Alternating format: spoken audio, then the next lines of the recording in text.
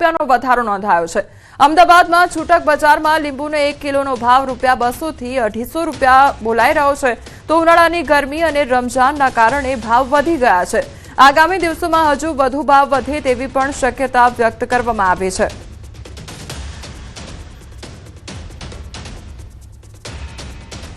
रमजानना 4 दिवस पहला લીંબુનો ભાવ હતો 30 થી 40 રૂપિયા। રમજાનના 10 દિવસ પહેલા લીંબુનો ભાવ હતો 15 થી 20 રૂપિયા। જેવો રમજાનની શરૂઆત થઈ છે ત્યારથી લીંબુના ભાવમાં ઉછાળો સદંતર આવ્યા કર્યો છે ને સમજો આ છેલ્લા 4-5 દિવસમાં લીંબુના ભાવમાં કમસે કમ 20 થી 30 રૂપિયાનો ઉછાળો જોવા મળ્યો છે ને હજી ભવિષ્યમાં લીંબુના ભાવ વધવાના છે, ઘટવાની કોઈ શક્યતા દેખાતી નથી કારણ કે આગળ પાછળ ક્યાંય બી માલની આવકની શક્યતા બહુ ઓછી છે। ઉનાળામાં વધતા ભાવ વચ્ચે લીંબુની ચોરી પણ થઈ રહી છે। અમદાવાદમાં લીંબુ ચોરીનો મામલો સામે આવ્યો છે। અજીબો ગરીબ આ ઘટના સામે આવી છે। એક તરફ લીંબુના ભાવ 7મા આસમાને છે અને આ સ્થિતિમાં મોંઘા ભાવના લીંબુની ચોરી પણ થઈ હોવાનો બનાવ સામે આવ્યો છે। સાયલાથી લીંબુ વેચાણ માટે આવેલા ખેડૂત સાથે ચોરી થઈ છે। 18 થી 20 હજારની ત્યારે કિંમતના 150 કિલો લીંબુની ચોરી કરવામાં આવી છે। ખેડૂતો લીંબુ ચોરીની જાણવા જોગ ફરિયાદ પણ કરી છે।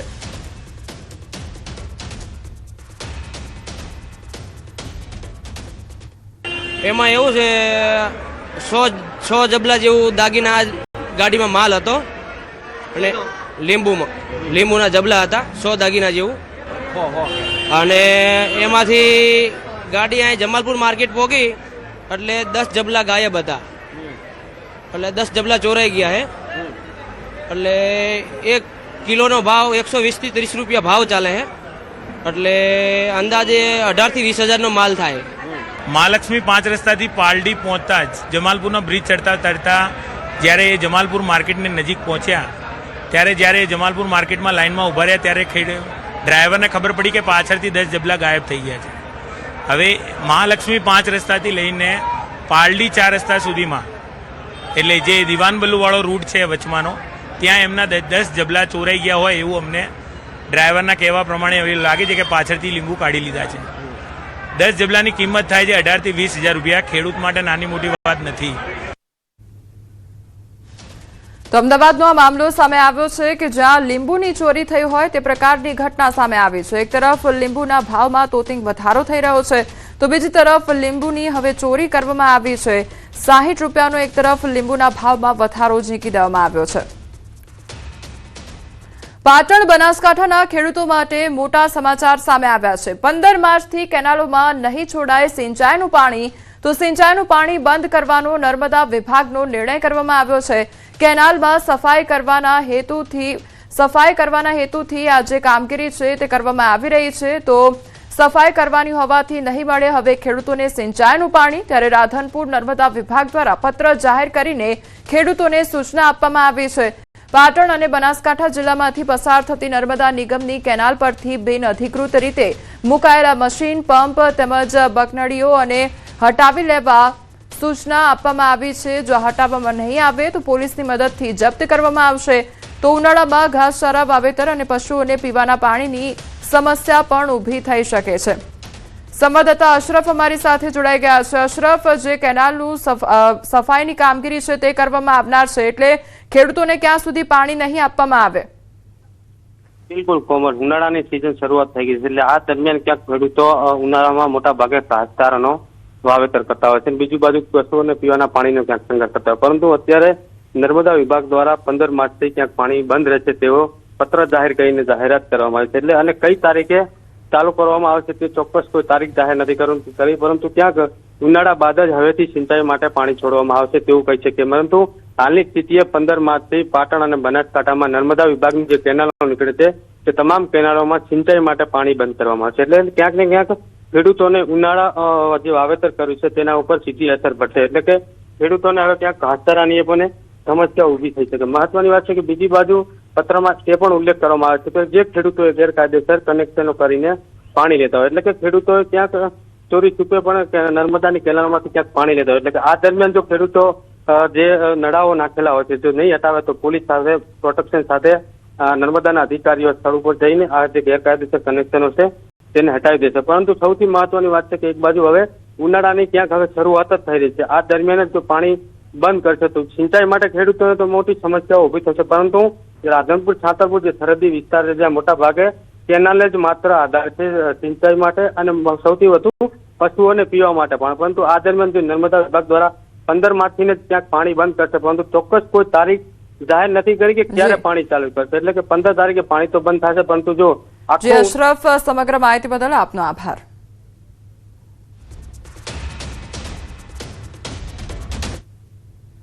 અમદાવાદમાં પાલડીમાં પાર્સલમાં ભેદી ધડાકો થયો હોવાની ઘટના સામે આવી છે. પાર્સલમાં અચાનક બ્લાસ્ટ સર્જાયો, ધડાકાથી બોર્ડને પણ નુકસાન થયું છે. પાર્સલમાં શું છે તેના કારણે ધડાકો થઈ રહ્યો છે તે સવાલ અત્યારે હાલ ઉદ્ભવી રહ્યો છે. ટ્રાવેલની ઓફિસમાં આજે પાર્સલ છે તે આવ્યું હતું અને એકાએક ધડાકો થઈ ગયો હતો, ત્યારે પાર્સલમાં આખરે શું હતું તેને લઈને પણ અનેક સવાલ ઉદ્ભવી રહ્યા છે. સંવાદદાતા નવીન અમારી સાથે જોડાઈ ગયા છે. નવીન, આ પાર્સલમાં એવું તો શું હતું કે જેના કારણે બ્લાસ્ટ સર્જાયો હતો? કોઈ પણ પ્રકારનું અપડેટ મળી રહ્યું છે? કોમલ, જે એક હોસ્પિટલ આવેલી છે, હોસ્પિટલની નીચે જે છે તે ટ્રાવેલ્સની ઓફિસ છે, તે ટ્રાવેલ્સની ઓફિસમાં એક પાર્સલ આવેલું છે. તે પાર્સલમાં એકાએક ભેદી ધડાકો થતા લોકોમાં કુતૂહલ જાગી ગયું કે આ ધડાકો કેમ થઈ રહ્યો છે.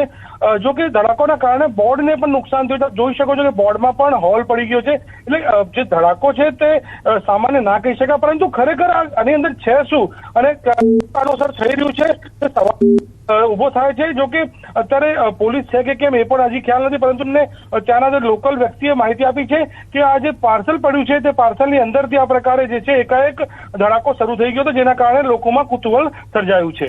જી નવીન, આપે કહ્યું કે ટ્રાવેલ્સ ઓફિસ આવેલી છે ત્યાં આગળ ને ત્યાં આગળ આ પાર્સલ હતું એટલે તેમાં ધડાકો થયો હતો, ત્યારે પાર્સલ કોના તરફથી આપવામાં આવ્યું હતું અથવા તો કોને આપવાનું હતું તેની કોઈ પણ પ્રકારની અત્યારે જાણકારી મળી રહી છે? જી, અત્યારે હવે અમે પહોંચી રહ્યા છીએ ત્યારે તપાસ કરીશું. ખરેખર ફાયર બ્રિગેડની ટીમ પણ ત્યાં આવી ગઈ છે. ફાયર બ્રિગેડની ટીમ પણ તપાસ કરી રહી છે. અમે તમને તાત્કાલિક એક લાઈવ દ્રશ્યો બી બતાવીશું. કોમલ, અમે પહોંચી ગયા છીએ કે ખરેખર આ ઘટના જે બની છે તેની પાછળનું રહસ્ય શું છે. જો કે સામાન્ય ઘટના છે કે પાર્સલની અંદર શું છે તે તપાસનો વિષય છે, પરંતુ ક્યાંક ને ક્યાંક જો વાત કરીએ તો ધડાકો થતો સવાલ જરૂરથી ઉભો થઈ રહ્યો છે અને લોકો પણ કુતૂહલ સર્જાયું છે કે ખરેખર આ પાર્સલમાં છે શું. અને આપણે લાઈવ દ્રશ્યો પણ બતાવીશું કે કઈ રીતે આ જે પાર્સલની સર્વિસ છે તે ત્યાં જે છે ધડાકો જે છે પાર્સલમાં થઈ હોવાની ઘટના સામે આવી રહી છે, પરંતુ ક્યાંક ને ક્યાંક લોકો એટલા માટે ચિંતામાં છે કે કોઈ પ્રકારનું નુકસાન ના પહોંચે, ત્યારે શું છે તેની તપાસ પણ કરવામાં આવી રહી છે. કોમલ, જી નવીન, સમગ્ર માહિતી બદલ આપનો આભાર. સુરતના સચિન હોજીવાલા કમ્પાઉન્ડમાં આગ લાગવાની ઘટના બની છે, ત્યારે સુરતની નામાંકિત કેમિકલ કંપનીમાં આગ લાગવાની ઘટના બની. આગ લાગતા અફરાતફરીનો માહોલ સર્જાઈ ગયો હતો. કેમિકલના કારણે એક બાદ એક વિસ્ફોટો પણ થયા હતા. સંવાદદાતા કીર્તેશ અમારી સાથે જોડાઈ ગયા છે. કીર્તેશ, અત્યારે કયા પ્રકારની પરિસ્થિતિ ત્યાં આગળ જોવા મળી રહી છે? કેમિકલ કંપનીમાં આગ લાગી છે, શું પરિસ્થિતિ હાલ?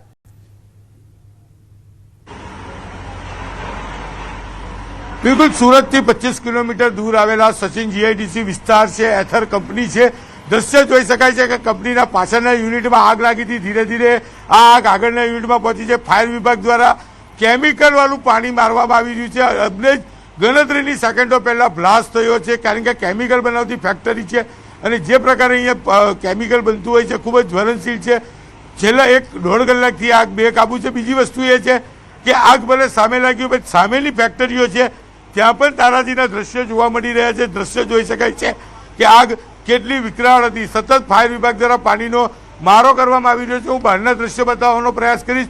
કેમેરામેનને કહીશ કે આગળ આવીને આ તમામ દ્રશ્યો બતાવશે, કારણ કે જે પ્રકારની સ્થિતિ છે અહીંયા કહી શકાય કે અત્યારે 80 થી 90 ડિગ્રી સેલ્સિયસ તાપમાન છે. ઊભું રહેવાય તેવી સ્થિતિ નથી.